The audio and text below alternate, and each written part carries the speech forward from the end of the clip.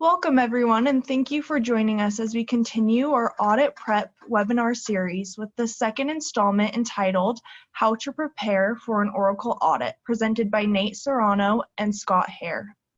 Before we get started, we want to mention a few announcements. We want to inform you that this presentation is being recorded and will be distributed at the conclusion of the webinar. Also, we encourage questions, so if you have any during the presentation, please type them into the chat box in your Zoom control panel. If you hover at the bottom of your screen, there will be a chat option on the option bar, where you can send in your questions or comments. Please don't hesitate to reach out throughout the presentation. If we don't get to your questions immediately, we will address it at the end during the question and answer portion of the presentation. We also want to announce the Microsoft Audit Prep webinar coming January 2019, and you can pre-register on our website under the events section. Now, without further ado, we will turn the time over to Nate and Scott. Welcome everyone to Oracle's How to Prepare for an Oracle Audit. My name is Nathaniel Serrano. I'm a senior consultant here at Angle Point. I bring in over 5 years of Oracle experience here. I was a senior consultant over at Oracle LMS, which is Oracle's compliance arm.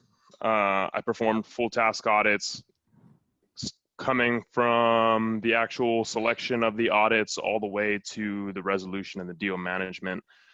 Over to you, Scott. Yeah, no, appreciate that, Nate. Nate's going to be the primary presenter here today. I'm lucky to be able to support him. Just quick intro for myself. Again, Scott Hare. I'm a vice president here at Angle Point. I focus on helping organizations really develop the right sort of solutions. So I'm more of a consultant, helping to partner and find ways, understanding the needs and so forth. Historically, I've spent a lot of time both at KPMG and in the industry working for software publishers in the compliance space and understanding the challenges and pitfalls. What we've really done here, and we'll talk more about this here in a minute at Angle Point, is we take this past experience and really we bring it on the other side in helping organizations to better prepare for what we would call key events or contract events during the year that include anything from preparing and supporting organizations through an audit to bring transparency and accuracy in the process, which we'll talk about today with Oracle, but also helping organizations to make sure that they're optimizing the current licenses that they have. It's oftentimes very difficult to be able to measure the software that you're consuming in your organizations and to have the right data to make intelligent decisions on how to manage that moving forward. So that's what we're really trying to do, is to package these types of skill sets that we've had in the past to help organizations to better prepare for these events that occur during the year. As you can see here, we're really an end-to-end software asset management services firm. So we'll help customers anything with developing and building, designing their software asset management program and the governance aspects of that, to helping with key licensing events. We talked about that with software audits that are occurring and helping through that process and providing guidance and support, to helping with measurement capabilities that can be very challenging publisher to publisher, and then as well SAM tooling. With the emergence of software asset management tools in the marketplace, this is a very hot area where organizations are looking to bring better automation to these processes, and we can help you with that selection process, implementation, configuration, and ultimately getting your publisher set up so you can drive and take advantage of some of that automation. And then of course, we help a lot of organizations in various managed services capabilities, or capacities. So a lot of times organizations are looking for augmented support or help during key aspects of that where they just may not have the in-house skill sets or capabilities. So we're able to work closely with organizations to plug some of those gaps and provide some strategic direction on how to be the most efficient and capable in these skill areas here. I've talked a lot about this, so we won't spend too much time, but the key thing here is Angle Point has a lot of key partnerships with the software publishers themselves, long-lasting relationships where we have a lot of intimate knowledge and understanding in how products are licensed, understanding the nuances of licensing on how that gets applied within your environment. For most of the key publishers and tier 1 publishers that we have direct relationships with, we've got all the licensing certifications or managed services capabilities that you can imagine. Then we also have very talented teams like with Nate that you'll hear from today with regards to Oracle. Let's move to the next slide as well there. The way that we're structured, I talked about this a little bit before, but we've got practice areas that really help you along that journey of software asset management. Anything from software asset management program governance to tooling. We talked about the publisher specializations and the managed services. And what we found is we're able to help organizations along this kind of path and this journey at Angle Point. Today, of course, we're going to be focusing on Oracle and some of the unique challenges with Oracle, both from an audit perspective and license measurement or consumption measurement activities that we'll be getting into a little bit more in depth. So again, today, guys, we're going to be focusing on Oracle specifically. Nate's going to bring some real life experience, both from past jobs and work experience, but also he'll be sprinkling in some experience from some actual audits that he's been a part of too that will give some better insight. One thing that I'll say here for questions, feel free to type your questions in as we go. I'll be monitoring this with Nathan, and if there are some questions that are timely, we'll potentially just stop and address some of those questions that come up during the presentation. Nate, I'll kind of jump in there if some of those I think are relevant that we want to make sure that we address as we go. Otherwise, what we'll do is we will have some time reserved at the end here to make sure that we can address the questions that get surfaced. So again, appreciate you attending today, guys. Nate, I'm going to turn it back to you. All right, perfect. Thank you, Scott.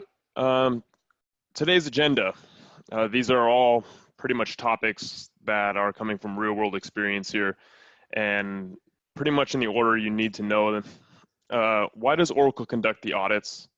How does the audit itself work? How can you prepare for an Oracle audit? And then things to know about the Oracle audit process, right? We'll finish it off with how we can help and some QA in the end. Okay, so why does Oracle conduct audits, right? 3 reasons here. They want to protect the value of their intellectual property, revenue generation, and customer health checks. They want to make sure that customers have a grasp on their Oracle licensing before they get out of control. In the end, the main reason that Oracle conducts the audits is because they can. Section O of the Oracle License and Service Agreement grants Oracle the audit right. Here up on the right, you have the actual audit clause, which is general from the Oracle License and Service Agreement, which states, upon 45 days written notice, Oracle may audit your use of the programs. You agree to cooperate with Oracle's audit and provide reasonable assistance and access to information. Any such audit shall not unreasonably interfere with your normal business operations. You agree to pay within 30 days of written notification of any fees applicable to the use of the programs in excess of your license rights. So 2 things to focus on here. You have a 45-day time frame to respond, and if there are any findings in the end, you do have 30 days to resolve. So this slide, we're actually going to dig deep here. How does the audit work? If you want to prepare yourself for an Oracle audit or just have a SAM process in place for your Oracle deployments, it's very, very important to know how the audit itself actually works. Now we have the following here is a workflow of the audit. The Oracle true-up audit can be dynamic and vary with auditors. So the difference between an Oracle audit and an Oracle true-up, they're essentially the same thing here. They generally run through the same process, except an Oracle true-up is actually a collaborative approach with the customer, where Oracle and the customer are working together, most likely contacted by the customer, to help get a grasp on what's happening with the Oracle licensing. It's almost a self-inflicted audit. So first things first, Oracle LMS is going to send an audit notification letter to the licensee. This is very, very important portion, even though it happens very quickly. It's a 1-page letter. The notification letter is going to be addressed to the initial point of contact and the initial point of contact is going to be established. Generally, this is going to be at the C level, CEO, CTO. If not, it's going to be at the director level, whoever's running the IT environment, some higher level management. This is also based on the contact information that Oracle LMS consultants are going to receive from the sales point of contact, whoever the Oracle sales team is. Who are your points of contacts? Who should we be reaching out to? But in the end, the notification letter should be addressed to the C-level executive. If there's no direct email, it will be mailed out hard copy. The notification letter marks the beginning of the generally common audit clause with a 45-day period to prepare and respond for the Oracle LMS audit. Within the notification letter, there should be a scope defined. Which entities are going to be audited within this process? What are the products in scope? The audit clause of Section O of the Oracle License and Service Agreement should also be displayed in the notification letter. If an Oracle LMS consultant sends you a notification letter with all these three things, consider your 45-day period starting then. If any of these things are missing, the entities, the products, and the actual audit clause, you may want to follow up with the licensed consultant and ask for more information, more paperwork, things of that nature. Hey, Nate, can I ask you a quick question on that? Some software publishers, when they're initiating an audit, it can come from different sources, meaning it could come from their official audit group, that department within the company. In other cases, we see a lot of times where a sales rep who's hunting to make a number for the quarter might send some sort of an informal notification or request. In your experience with Oracle, is that very common for there to be some sort of I'm going to say an informal letter, maybe coming from a sales rep versus the LMS group within Oracle? So I have heard this many times from customers. Officially, Oracle LMS is the only compliance department for Oracle and the only entity that can send you a legal audit notification letter. None of the other sales teams can call up the Section O audit clause, but they have tried. They most definitely have attempted to. Yeah. So that would be an important distinction, as well as understanding who sent the letter, like where it comes from, and the formality of that notification, I think, would have an impact then on your efforts or your escalation process internally. Correct. Okay, good. Okay, after the audit notification letter comes out, there's going to be some sort of point of contact. The Oracle LMS licensed consultant is going to reach out to you. If you do not reach out to them, granted that 45-day period. What you're going to want to do is set up all the different points of contacts, but what's going to happen next is Oracle LMS is going to ask you to complete an Oracle Server Worksheet. The Oracle Server Worksheet is an Excel spreadsheet that a customer uses to declare their Oracle deployments. It's a basic Excel template. The Excel fields have quite a few things. What product is deployed? What versions of the product is deployed? What servers are the software deployed on? What are the specifications of the servers? They're going to want to know how many sockets, what's the chip type, how many cores, is the server virtualized, what's the virtualization type? They're also going to ask for some sort of application or fusion middleware or database mapping. So an example of this would be, if you're listing out, you have database deployed on server 1, that has 2 cores, 4 sockets, a multitude, right? Using VMware. They're going to want to ask you, well, what application is that database being mapped to, right? What is it the underlying technology for? This is going to be very, very important down the road, and we're going to touch on this quite a little bit later. They're also going to ask you, what is the environment type? Is it a QA? Is it test dev? Is it a production environment?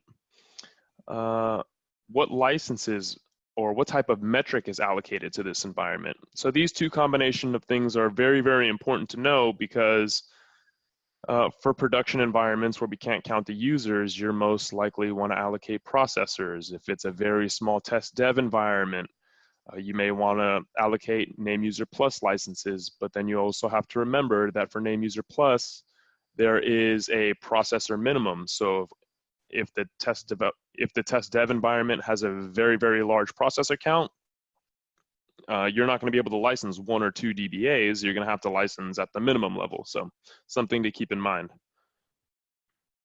So Nate, what's the strategy? Why are they asking for all of this information from you up front? Is there some angle there of why they would be requesting this before they've performed any sort of discovery activities or other due diligence?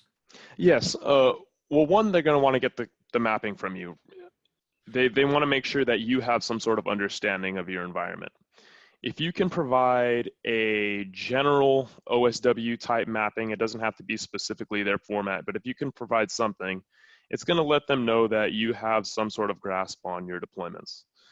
If you can't, it's going to set up some sort of red flag, meaning they have no mapping, they have no tool, no Flexera, no Snow, no anything that can produce this. They must not have a grasp on what's going on. But what actually is happening here is that Oracle is trying to get you to provide as much information as possible up front. This can be very, very dangerous for you because you may just start spilling the beans on everything you have without knowing whether Oracle actually needs it or not.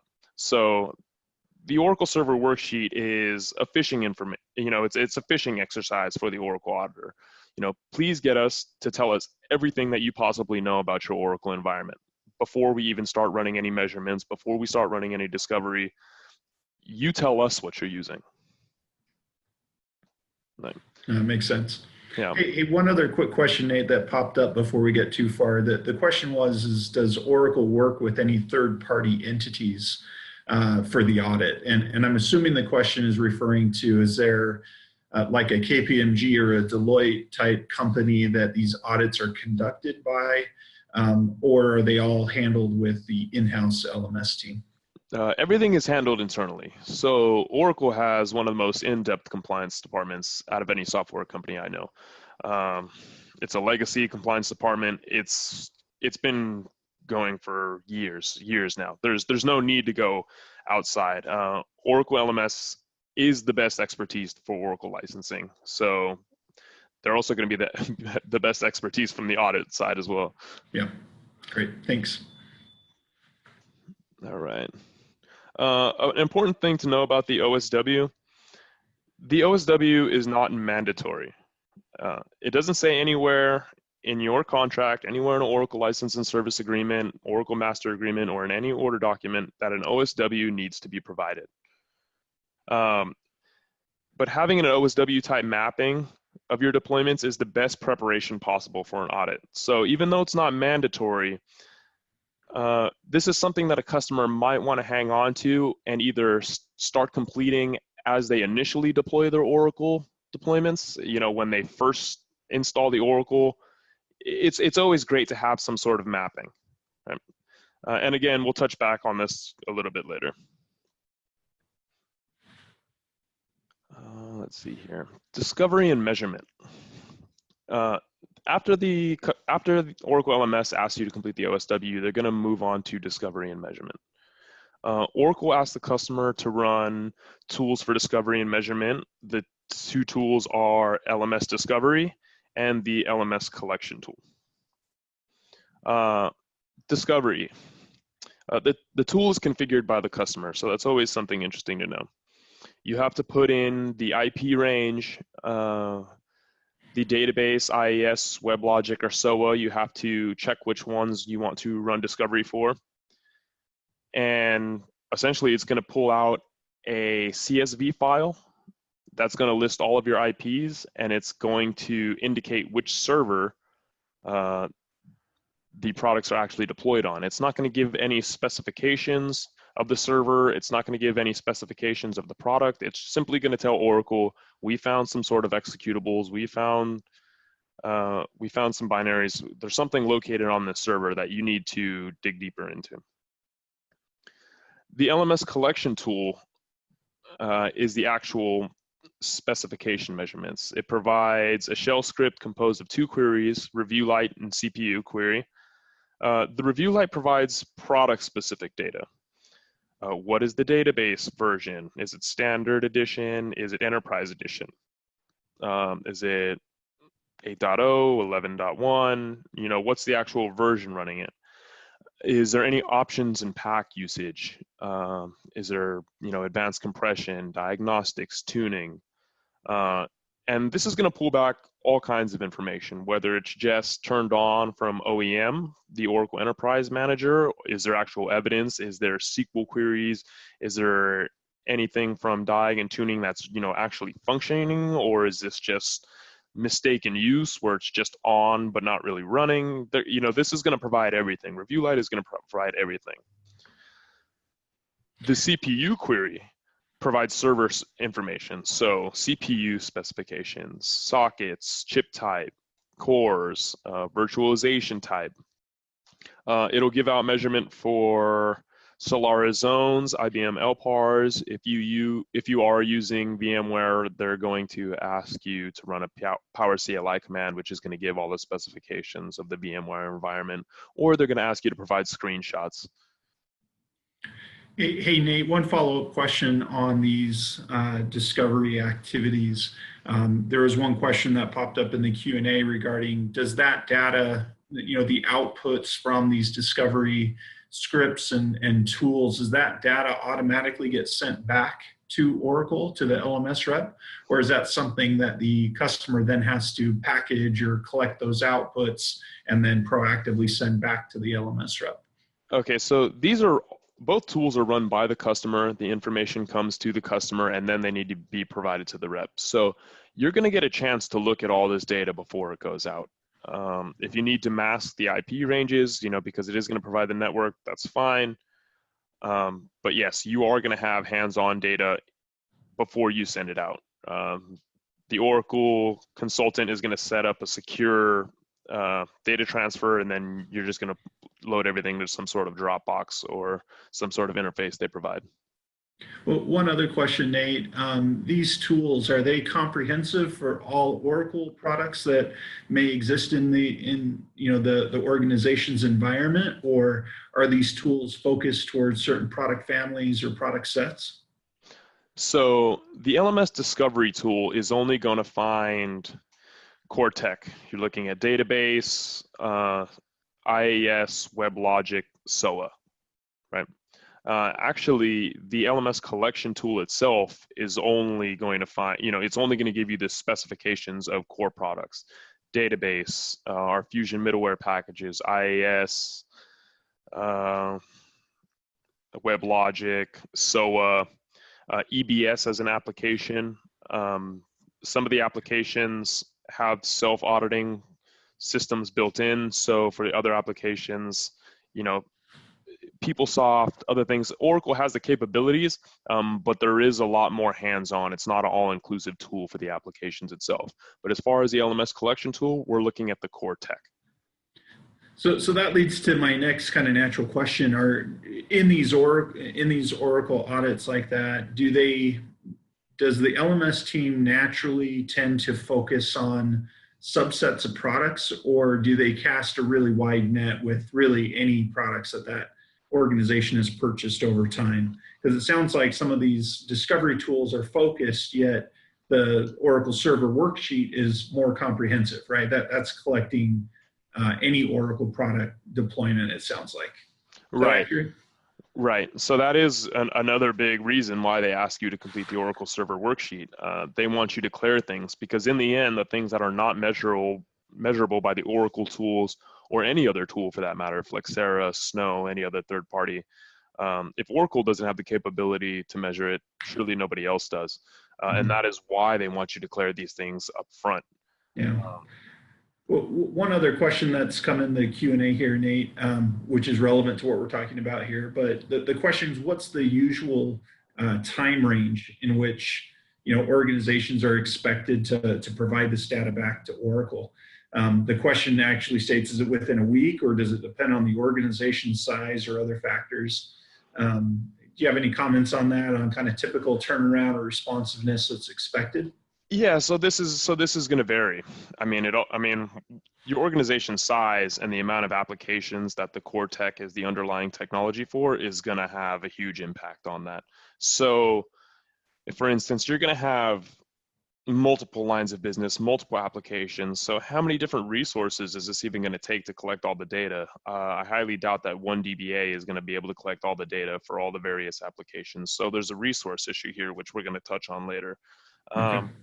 But yeah, it also depends on what's happening that time of year for your type of business. It says right there in the audit clause that they can't reasonably interfere with your business. If you're a retailer and become, as an Oracle auditor comes hitting down Thanksgiving to Christmas, there's going to be an issue. All of the resources are just sitting on the servers, maintaining them and making sure that none of our e-commerce programs go down or nothing crashes. So it's going to vary from customer to customer. It's all negotiable.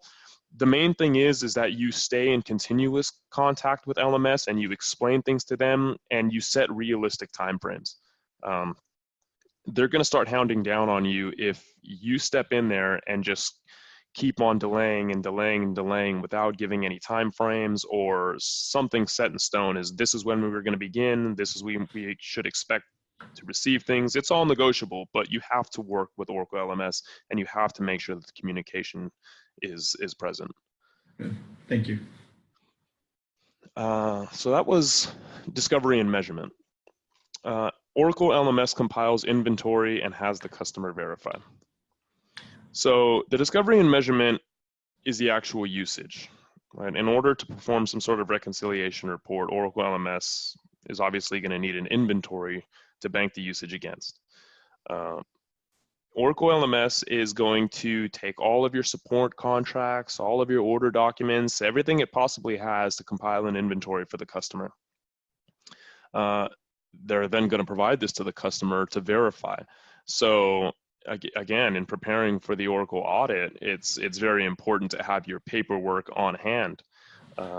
You should be obviously storing your paperwork from the beginning, but we know things happen, personnel turns over and things get lost.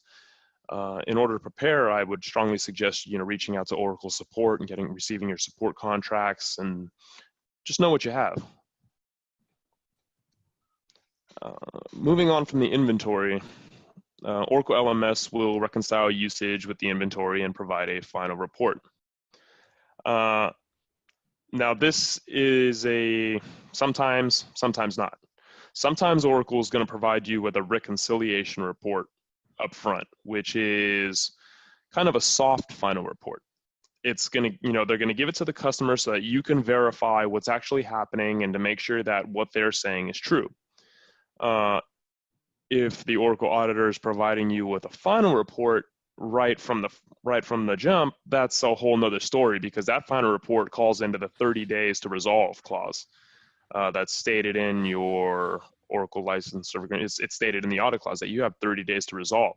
So if the Oracle consultant pins you with a final report right then and there, you might want to ask them a few questions on why they're providing you the final report without you being able to verify what they're displaying to you in the final report. Also, a lot of times the LMS consultants will not provide a complete final report. It'll just give you a summary of the usage, but they won't provide all the backup evidence to support it. In the reconciliation report, which is kind of the preliminary, they'll show you all of the evidence and they'll sit there and walk you through it and explain why the numbers are the way they are before they deliver the final report. Once there's some sort of agreement on the cold hard facts, then the final report should be given. So 2 things to look out for there. Moving on, customer to resolve any compliance issue with Oracle sales. Now, here is the change in players here. Oracle LMS does not handle the resolution. As an auditor, they're going to provide the final report to both the customer and sales on a 3-way call once the final report is finalized. So the Oracle consultant is going to explain the findings to both the customer and to the sales team. It is then on the customer and sales to resolve the actual findings.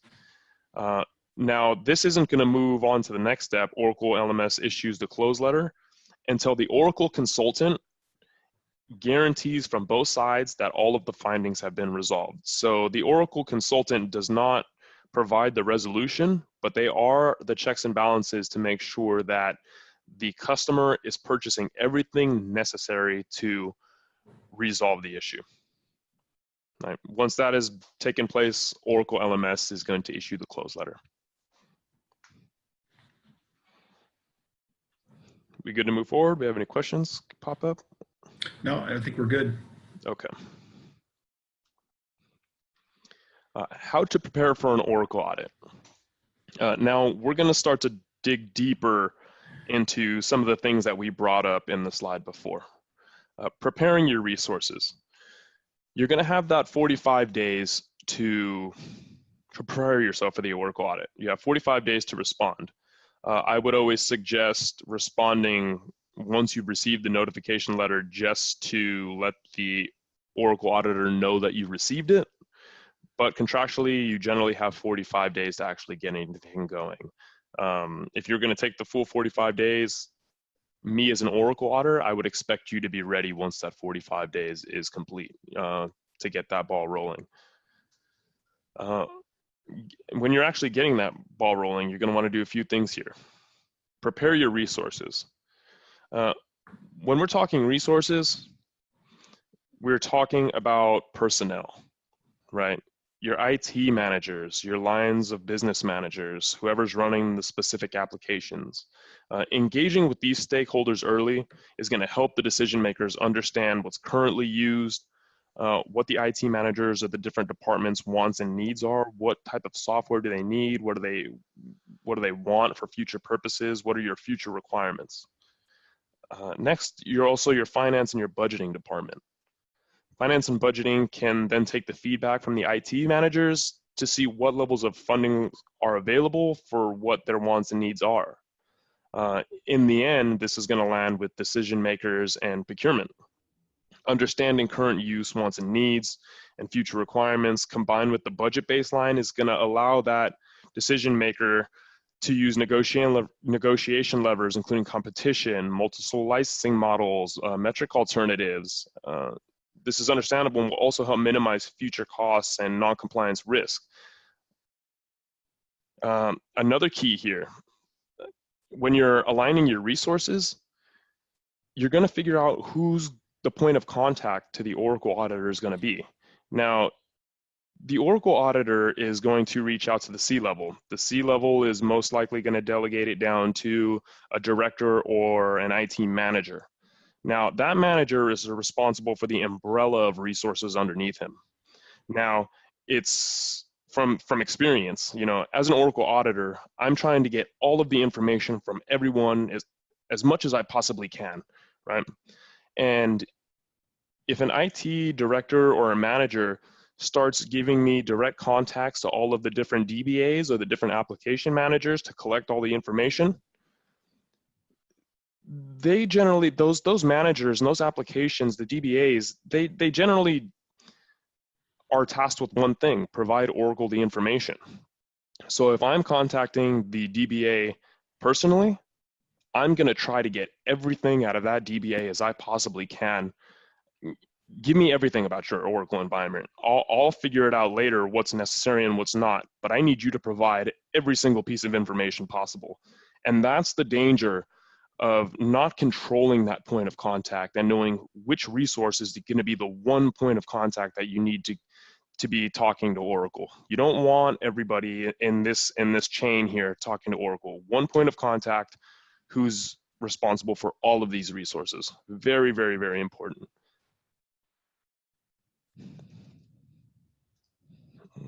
Let's see.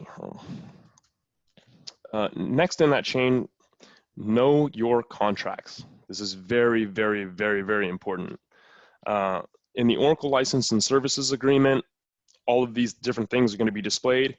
Here I'm focusing on points that are subject to the audit. Very, very important facts here. So the entity usage. Oracle license usage is generally restricted to an entity who is signing the Oracle license and service agreement. Contract entities can be expanded to wholly owned entities, majority owned subsidiaries, or contracts to include an appendix in the back of the OLSA. But generally, the only people that are allowed to use the software from a company is only the company that is whose name is on the signature block. So if you're customer A and you also have a subsidiary, customer B and customer C, if customer B and C aren't included as an appendix, or this wholly owned subsidiaries clause isn't included in the OLSA, customer A is the only customer in the entire umbrella that gets to use the licenses. And so the entity usage is a very, very, very important topic to know. Again, moving back to the notification letter, this entity should be displayed within the scope of that notification letter, or the notification letter should provide you that specific, also actually should always provide you the specific audit clause so you know which Oracle license and service agreement to get the entities from. Quantities and metrics, right? So these are the actual order documents and the support contracts. The Oracle order document clearly defines the quantities and the metrics purchased by the customer. It's better to rely on support contracts to determine the quantity of usable licenses, but the order documents are the only documents that provide limitations, if there are any, on the licenses, such as somebody might buy a limited use database license. It will say limited use on your support contract, but it won't say limited use to what. Only the order document is going to say whether it's limited to test dev environments or whether it's limited to a very specific application. These limited use licenses function the same way. It's the same exact software, but the reason the limited use there is usually as a pricing mechanism. The customer will buy a limited use license and they can only use it to a specific application. So instead of having a full use license that you can use for any application, any program, you're only allowed to use it for this one specific thing, and they're going to charge you less for it. They're going to discount it for that same reason. Another thing, Oracle contracts also include a non-transferability, non-assignability clause. Just because you purchase a business doesn't mean you can just start allocating licenses down to that business. Just because another business purchases you doesn't mean you can just give them your licenses. It doesn't work that way. It's all contractual and everything needs to be negotiated up front with Oracle. Matching service level. So above in the quantities and metrics, I talked about determining the quantity of usable licenses, right? The matching service level agreement within the Oracle license and service agreement plays a huge role in this. You know, what licenses do you actually get to use? Are the licenses actively supported? Are they not actively supported? If your licenses are actively supported, obviously you can use them. If your licenses are expired and not actively supported, this gets a little bit tricky. Oracle has this matching service level agreement saying that if you have licenses within the same subset, so for instance, we have Oracle database, you have 100 licenses of Oracle database. If you own 50 of these licenses that are active and 50 that have support expired, you can't use the expired licenses, they're gone. The only way you can use these expired licenses is if your entire environment is expired. So you have no actively supported database licenses in this, you know, at all, period. But then again, you will not be able to upgrade this license. You will not be able to get any patches, security patches, anything you need for that license. And if you do need something, they're going to charge you back all of the retroactive year support fees from when you stopped receiving the support. So pretty much once you've let that support go, you're running on licenses that you can no longer update. Pretty interesting topic. Knowing your contracts, continued. Embedded URLs and policies that are not stated in the contract. This is super duper important here. Oracle license and services agreements contain a bunch of hyperlinks.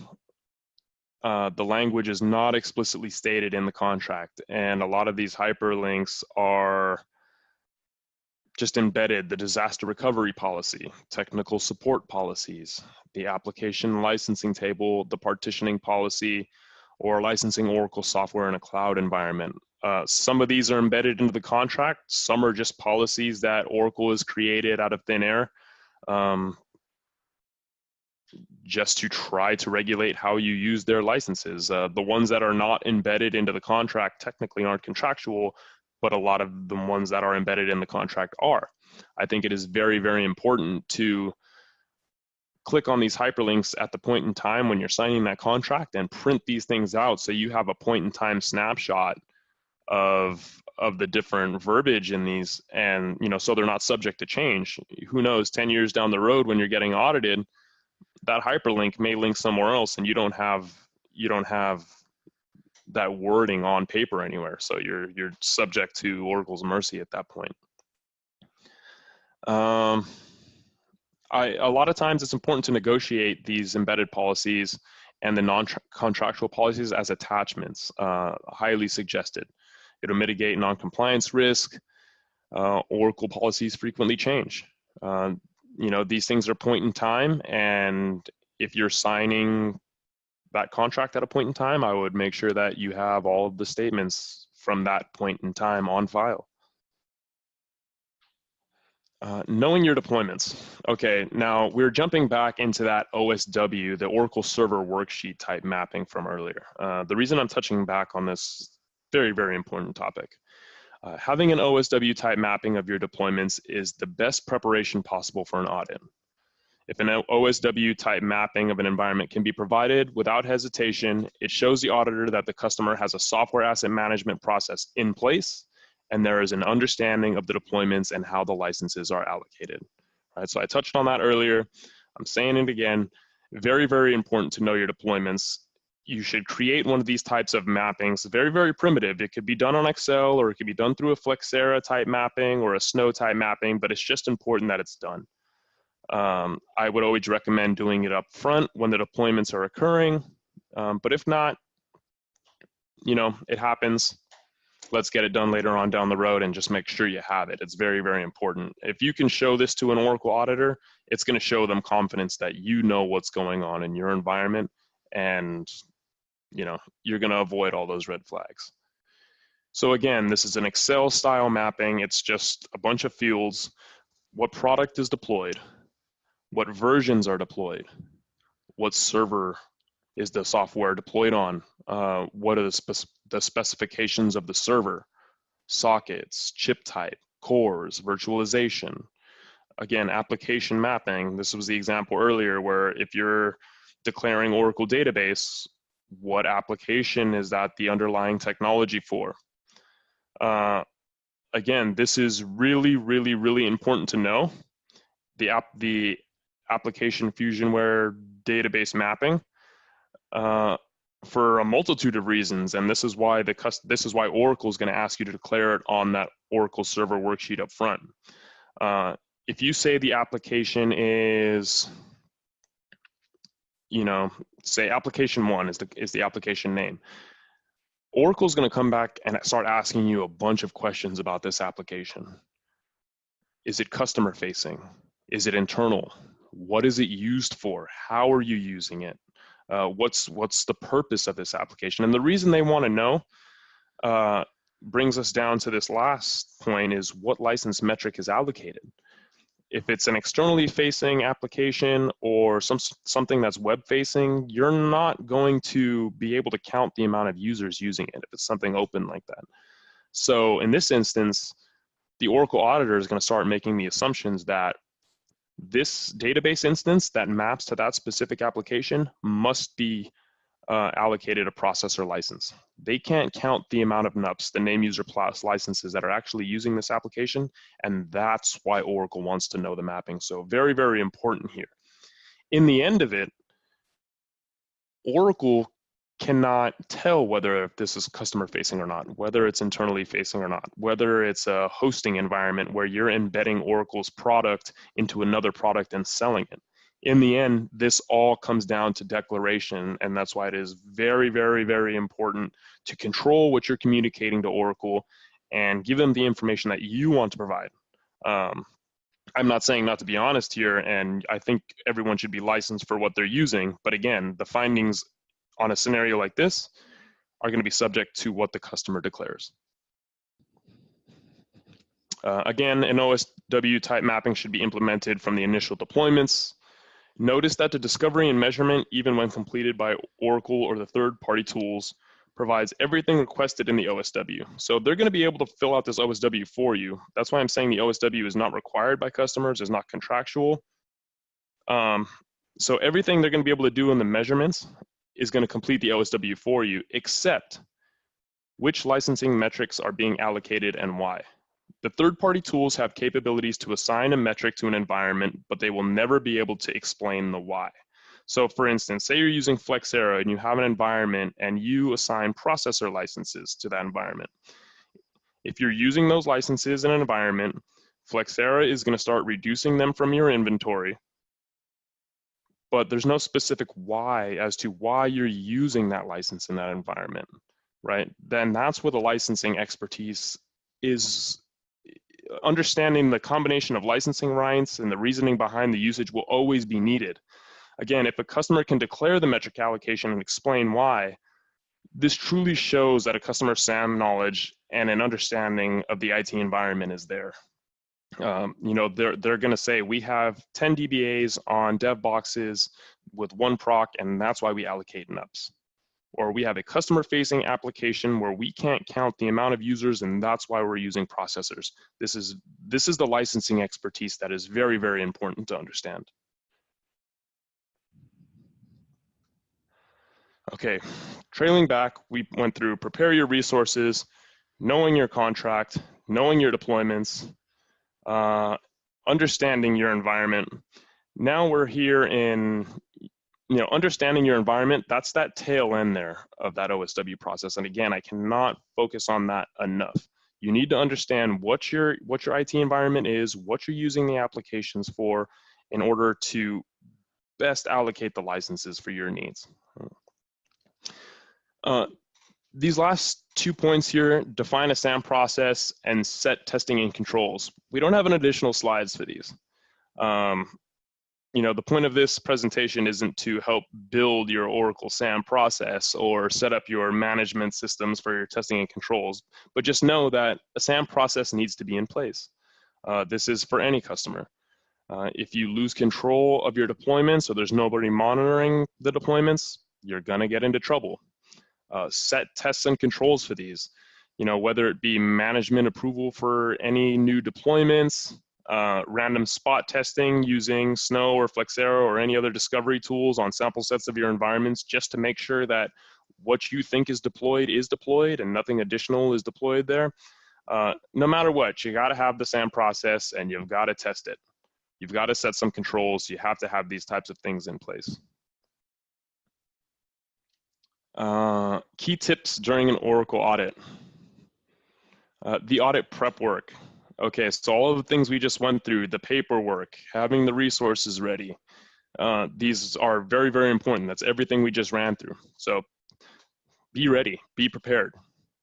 2, controlling the audit. So we touched on this earlier. Make sure that you have one single point of contact, that Oracle is not demanding the information and controlling where the information is coming from, and not running the information at their, you know, the information return or the actual communications or anything at their pace. As a customer, you need to control the audit. It's your environment. Oracle is not aware of anything else that's happening with your business at that time. You need to control the audit. This is very, very, very important. Validating the data. Like, again, the customer is going to provide you a final report or a reconciliation report. You need to take this back, take a look at it, and make sure that everything stated there is correct. Are the virtualization, you know, your LPARs configured correctly? Are they displaying the right quantities as far as your processor usage? Are the database options and patch actually being used, or is it just something that you accidentally turned on and there's actually no evidence of you using it? the licensable event is it being turned on, but whether it's actually in use is negotiable, and that's something that should be discussed with sales. You know, I'm not actually using it, I don't need it, why should I buy it? Validate the data, very, very important. Drive to a close. The longer you push the audit off, the worse it's going to get. If it takes too long to receive all the data from environment, the auditor might come back and say, well, you know, it's been 1.5 years since we kicked this thing off. How do we know the environment hasn't changed? Right? The auditor is going to be thorough. They're going to want to get a complete, you know, a complete check on your environment. So get this thing done, get them out of your hair, make sure you've got the process. Either you're prepared and you get it done, or you're not prepared and you have over deployments. You know, you pull the Band-Aid off and you move forward and you make sure that you have that audit process set and it never happens to you again. Right? Again, after validating the data, understanding the findings is a very, very similar point here, but the reason I'm pointing out separately is because I said that Oracle LMS does not resolve the audit. So understanding your findings, whether the usage is unintentional or actual, this is all going to be negotiable with sales. Right? This is a very, very important thing to know. So what are you actually buying? Do you need to buy it? You know, are they trying to charge you retroactive licensing for something that you switched on 10 years ago and never used? You need to understand the findings that they're displaying to you.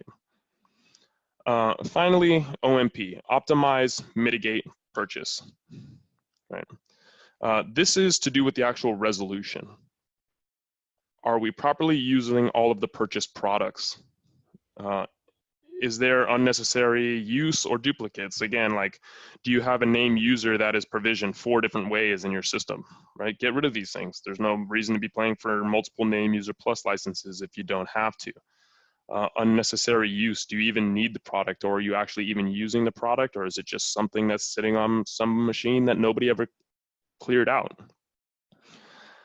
Mitigate, who doesn't need access to things? You have a bunch of provisions out there for people that aren't even using the system. You know, get rid of these things. Do we have another product that can substitute Oracle's solution? Do you even need the Oracle product, or do you have something else that works the same exact way that might even function better? These are all things you want to keep in mind for negotiation points with sales. The actual purchase, do not get upsold. This is so important. This is very, very, very important. So Oracle LMS is going to provide the findings to sales. The only thing that Oracle LMS cares about is whether you mitigate those findings or not. If I say you have 1 finding of database that you're out for, all I need to see you is purchase is 1 database of Oracle. That's it, right? Sales is going to come in and try to upsell you, give you discounts to buy things that you don't want or you don't need, possibly cloud. Try to get you on the hook for other products. Now, even though they might come at a discount, if you're not going to use them, you're not going to use them. And remember, you're going to have to keep paying annual support year to year to year to year. With the purchase itself, review your historic pricing, the price holds. If you've bought stuff from Oracle before, how much did you pay for it? What were the discounts that you got on it? Is the sales team trying to hammer you over the head and charge you 100%, you know, net licensing fees to get you to resolve this thing, or are they actually giving you a fair deal? You know, these are things you need to look at. This is very, very important. List prices, product quantities, discount per product, special terms, details, details, details. You need to review everything that's coming in the order document before you sign it. Are there any limitations to the licensing that sales is trying to throw in there? Are you paying list price? Do you have the correct amount of quantities to cover your downfall? What are the discounts on these products? Again, Oracle's gonna try to make as much money off you as they possibly can. And again, since the sales team is resolving the audit and not Oracle LMS, you need to remember that they're paid on commission.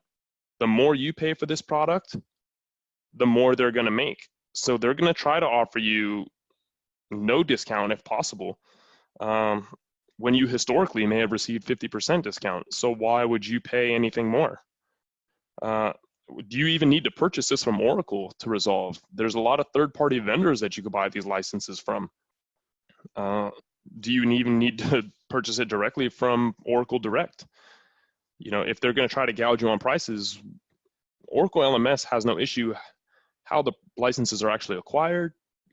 They just want to make sure that you acquire the licenses. I guess, Scott, me and you can bounce back and forth on this one on how can we help? You know, Anglepoint specializes in Oracle contract review. We have specialists. I was at LMS for 5 years, and I know this thing in and out.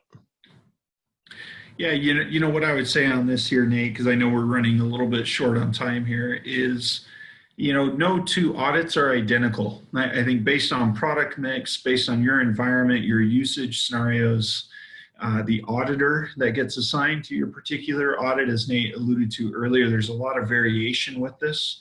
What we've tried to do today is give you some general principles that, you know, are applicable in most scenarios, but obviously there's going to be nuances with what you may be going through or the needs that you might need. And I would just say, if you're in a situation you need some help, you're looking to have some further discussion, we're happy to talk through that with you and to get a better idea based on where we can help, because the last thing we want to do is try to push something where you don't need our help.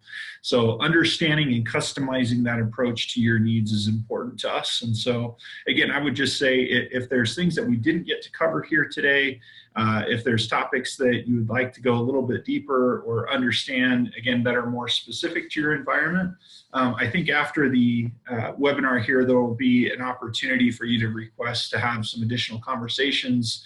Take advantage of that. We're happy to talk through this with you and get a better sense on, you know, the struggles or issues that you're dealing with and how we might be able to support you through it. At minimum, you're going to get the ear of someone like Nate or a licensing expert that can give you some good customized advice here. So hopefully you'll take advantage of that sort of an opportunity. Were there additional slides on that, Alex or Nate? Just some upcoming events here. Yep. No, perfect. Yeah, so there are a few upcoming events. How to prepare for an Oracle audit, the on-demand recording we will be sending out to all of you. And then there will be a how to prepare for an Oracle audit blog as well that will be included in an email. And then, of course, that how to prepare for a Microsoft audit webinar in January 2019. You can pre-register on our website under the events page. I just want to thank you, Nate and Scott, for that great presentation, and thank you all for attending this webinar. We are going to continue with the question and answer portion of the webinar. I know that it is 12 o'clock, so if some people need to drop off, that is totally fine. I have included a link in the chat box so that you can either schedule a time to meet with Nate and Scott and get some of your Oracle questions answered, or you can stay on right now and type in those chats in the chat box, those questions, and Nate and Scott can answer those questions for you now. Oh, perfect. So if you do need to drop, we understand this would be the right time to do so, and then we can follow up one-on-one if needed.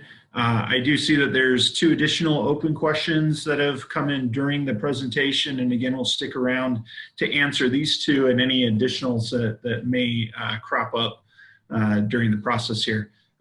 Nate, I'll just read this to you here as we continue through this. The first one was, does Oracle have ELA enterprise license agreements with customers allowing them to use unlimited licenses? Also, have you come across a, quote, pool of fund contract document for any organization? So kind of 2 questions there. Oracle does have both.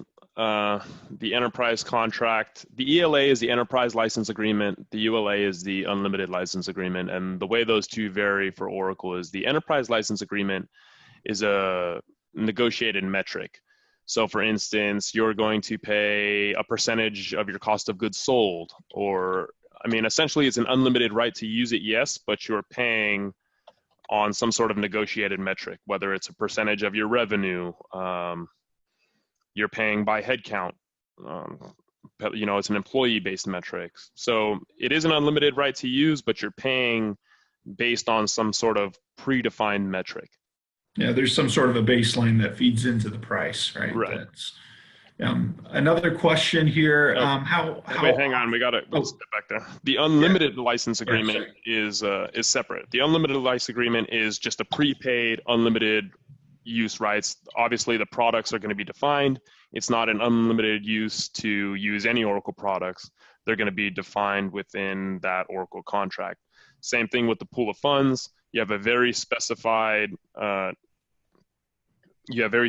products. Each product is going to be assigned a price point. You pay a large amount up front, and then it burns down. The interesting thing I want to point out for the ULA is that at the end, at some point, 1 year, 2 years, 3 years, whatever the term is, it's going to expire. And you are going to have to certify your usage. At that certification point, whatever you certify to as being used at that point in time is your go forward license moving forward. So if you need to grow from there, you're either going to need to purchase a new ULA to extend the unlimited right, or you're going to have to take that point in time usage and then buy individual licenses to continue forward. I wanted to mention this certification because at the point of certification, the customer, this is just a document the customer fills out saying, hey, we're using this. But an audit could be called into place if Oracle doesn't agree with the numbers because they're going to want to verify those numbers. Yeah, good point. No, I appreciate that. So one other question trickled in. How often does Oracle audit its customers? Is there kind of a frequency, Nate, that you tend to see when they come back? Or is there any sort of rule of thumb that a customer can rely on that? Well, I was over there, which was actually not that long ago. It was about 4 months ago. If we audited you, we wouldn't come knocking on your door. We could come knocking on your door year to year to year. But generally we wouldn't. We would hang off 2 to 3 years. We don't want to be in a customer's hair. So you have probably a 2 to 3 year window if I had to say. We could come year to year. If we did have a problem customer, if you're just going to delay this audit and keep pushing us off and then we finally get it done, like the more painful you make it for Oracle, the more painful they're going to make it for you. So if you're having issues getting an audit done because you don't have your things in order, there's a good chance that Oracle may come back very, very quickly. As far as everybody else, there's only so many Oracle auditors and there's so many Oracle customers. So this makes it difficult. When I was there, we actually went through a targeting program to select the customers. So if you're a high-risk customer, I would say if you have unlimited license agreements for some products, but then you have corresponding products that are licensed by name user or processor, I would be very careful. If you have enterprise metrics, so these are these cost of goods sold type of metrics for an unlimited use right for applications, but the underlying database itself is licensed by processor or name user plus, these are red flags. What technology is running this unlimited application if you have restricted use on the quantities of the actual underlying technology? What's the size of your company? What are you using these applications for? These are all factors that are going to weigh in on whether Oracle comes knocking at your door or not. Okay. So it could vary. I appreciate that. One thing, Nate, there was some feedback that came in here with regards to the first question that I asked just a moment ago with regards to the pool of funds contract, if we've run across those. I'm not sure if we fully answered that. Did you want to talk a little bit more about what the pool of fund contract is and how that works? Yeah, so the pool of fund contract is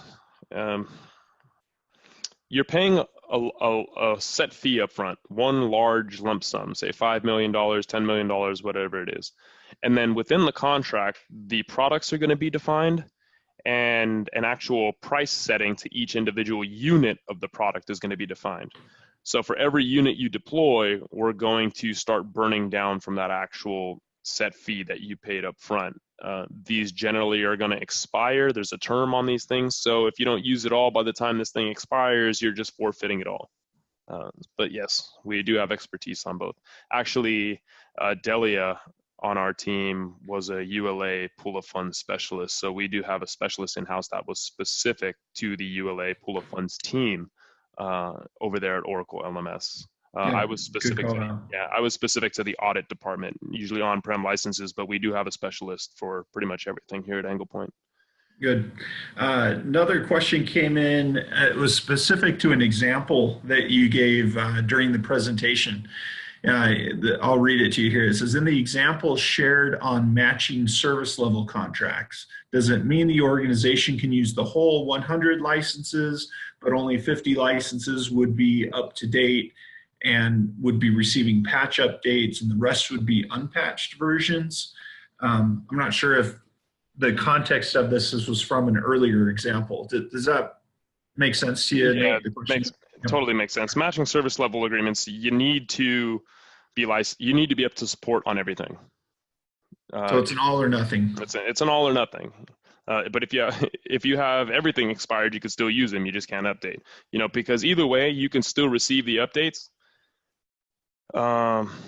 Oracle's not going to be able to tell when you stop supporting a specific environment, right? You could say that expired licenses from one support contract and the ones we have active over here are from another. Oracle's not going to be able to differ. It's all or nothing at that point. Okay. A couple others here. Thank you for that. A couple others have trickled in. How is Oracle changing its audit procedures given the new GDPR regulations? Any sort of impact there with GDPR? Definitely on my way out. So all of the data, it's only being stored for so long, one. Two, Oracle LMS and Oracle Sales, even though they would tell you they didn't align to each other, they're different departments. The information was flowing back and forth between Oracle Sales and Oracle LMS. Oracle Sales themselves were actually previously nominating a lot of their customers up for audit.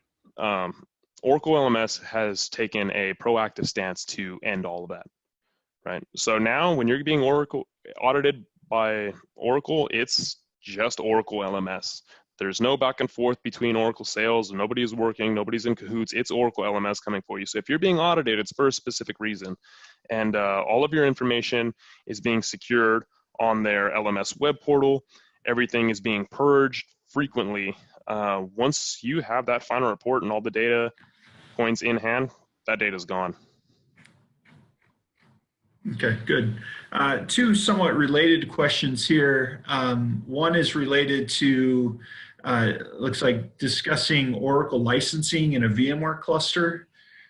So the typical kind of virtualization topic we hear a lot of with organizations.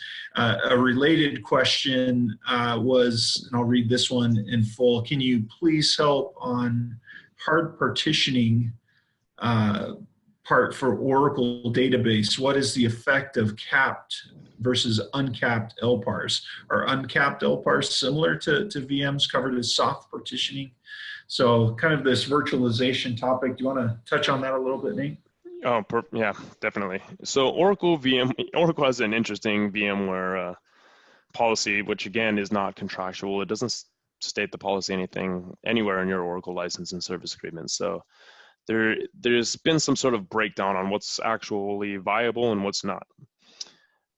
From Oracle licensing perspective, if you have VMware, you have to license the entire vCenter depending on what version, and if you have later versions, you have something that's very, very new, you have to license your entire Oracle VMware environment. Now, the Oracle auditor is going to give you this entire environment on your audit report, but that doesn't mean the entire thing has to be purchased, and surely Oracle LMS doesn't expect you to purchase the entire environment.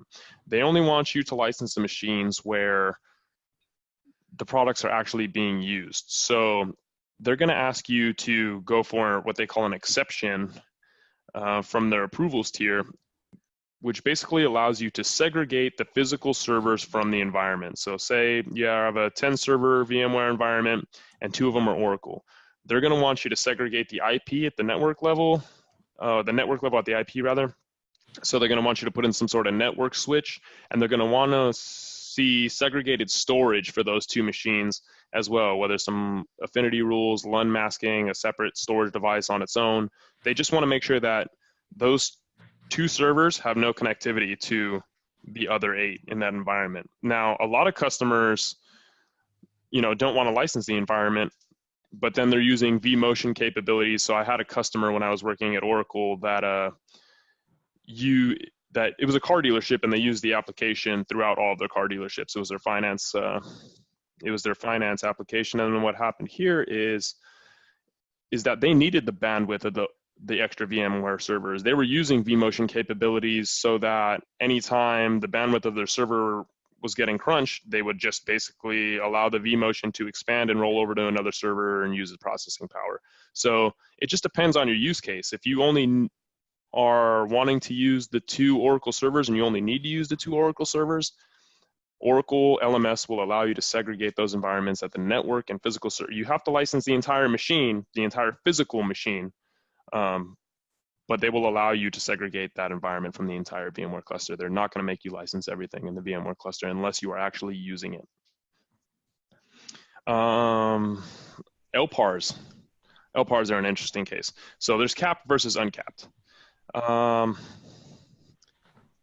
the uncapped, you're not going to have to license the entire machine, but you are going to have to license the dedicated virtual servers in that pool if it's uncapped, which cannot exceed the actual count of the physical machine. So uncapped is a type of partitioning. I guess you would say it's softened to a point, because you're not going to be able to use more than the dedicated virtual servers. Now, as opposed to capped, where it's at the instance level, where you're using a set amount of processing power for each individual instance, that is hard partitioning, and that's going to stand. But as far as uncapped, it's not just that individual instance, it's the sum of all the resources within that uncapped pool, not to exceed the amount of the physical server. So they're going to take whatever's less, whether it's the virtual uncapped max of the dedicated virtual servers or whatever the physical machine is. They're going to take whatever is the less. Awesome. Thank you so much for your time, Nate and Scott. We're actually going to wrap up the webinar now. There are a few other questions, but we will answer them directly. We sent you a link so you can send us questions. You can also contact Nate and Scott through their emails or their phone numbers. And that is it. Thank you again for joining us today, and we will see you next time. Bye now. Thanks, everyone. Bye-bye.